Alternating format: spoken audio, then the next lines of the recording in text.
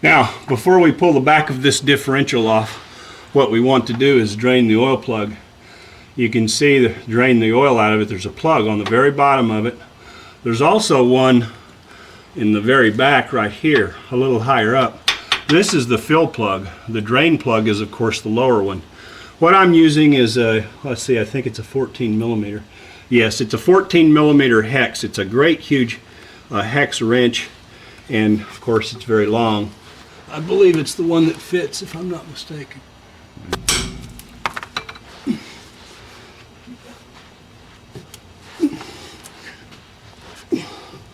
Those things, they're pipe threads, and that means they're tapered. And of course you don't want it coming out of there, so it's really in there good.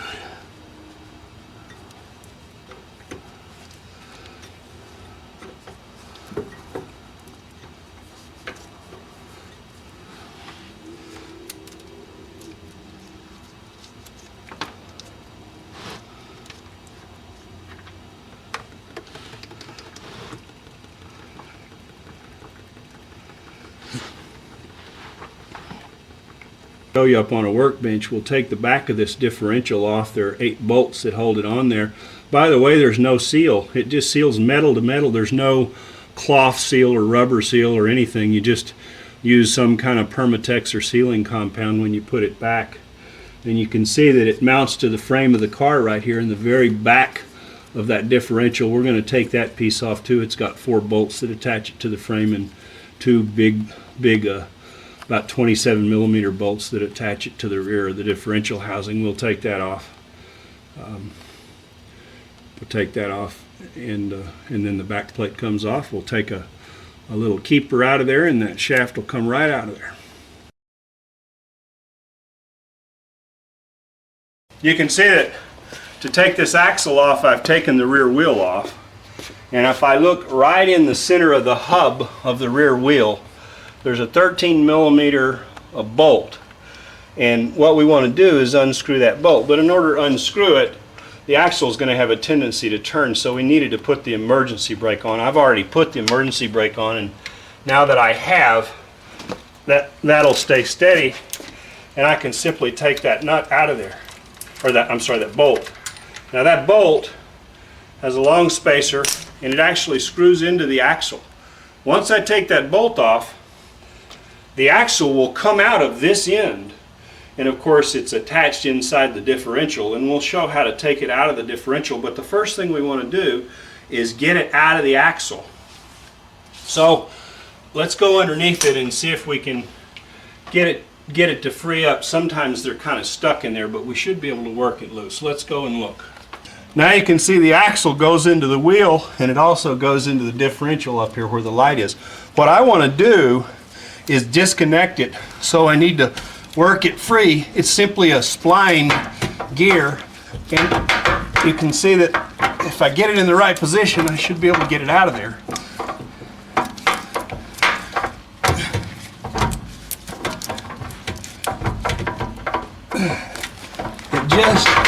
It just will have enough clearance if I get it in the right spot.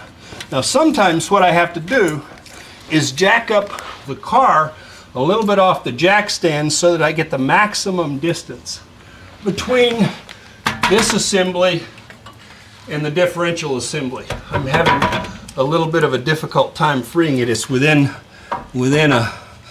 just almost a millimeter.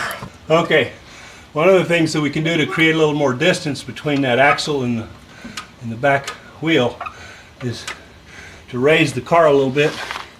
And sometimes we can get an extra millimeter or 2. Let's see if we did ourselves any good. Yeah. So now it's out. Now all we need to do is pull it out of this end. So what we need to do is get the axle out of the differential, but you can see that it's free on the wheel side of the car. So now we'll show you how to take this axle, this half shaft, loose from this differential. It's not as difficult as it looks.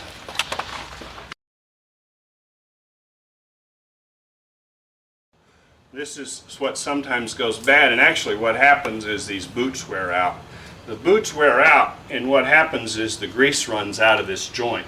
There are actually two joints, one here, one here. And these joints move. If I don't know if you can see that, but you can see that this joint is actually moving back and forth. It has to be flexible. It's also flexible in that dimension. Both of them are, and both of them move.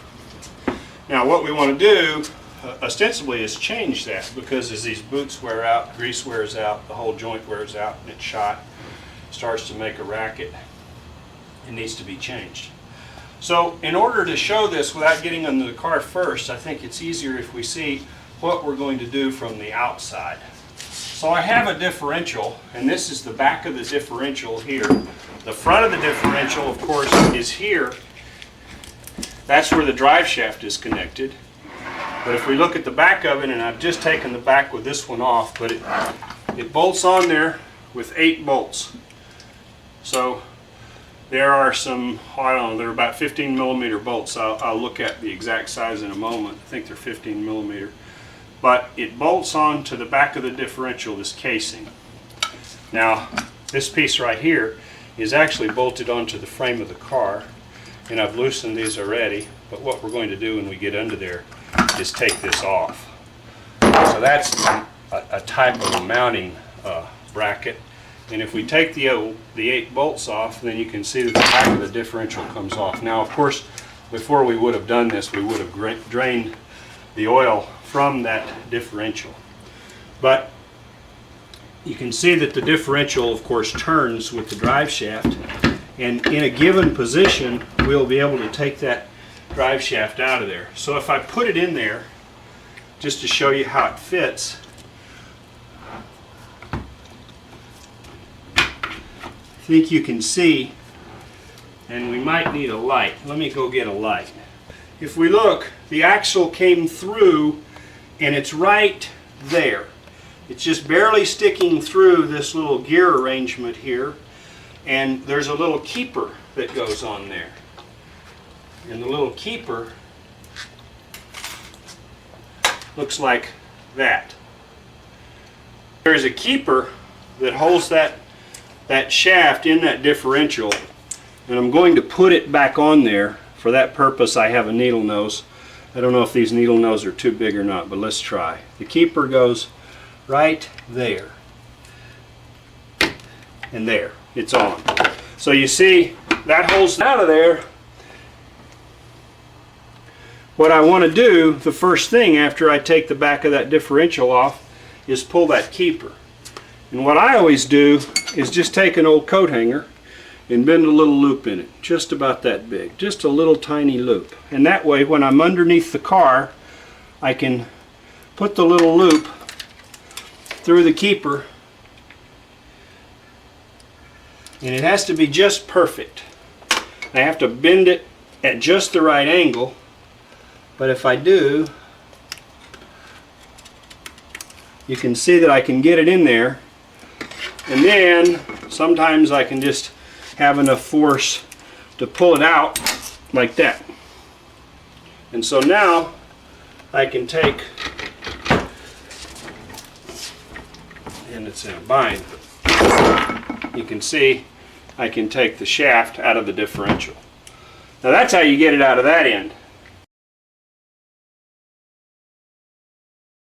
While we're here, another thing that we might look at in this differential is the seals that are on the side. You see that's a rubber seal, and it forms sort of an O-ring seal with this shaft. You see that's a very, very smooth machined shaft. And so what has to happen is the grease, or the oil, it's 90 weight oil, that's inside this differential has to be sealed in there while these shafts are turning around. And if we look at this casing, of course, sits on here right here, and the fill plug is right here, so that the oil normally sits up about this high. And so the entire gear mechanism, what's called the differential, runs in 90 weight oil all the time. It's constantly spinning. If we turn the shaft, we can see that. Constantly it's turning in oil. But the two seals on the side, of course, have to have to seal the grease inside there. There's another seal in the front. It's hard to see, but there's a rubber seal right there, and that's called the pinion seal because the gear that first enters this gearbox is called a pinion, and of course that seal could begin to leak too, and that's a very difficult seal to change. That needs to be changed professionally, but they very, very rarely go out.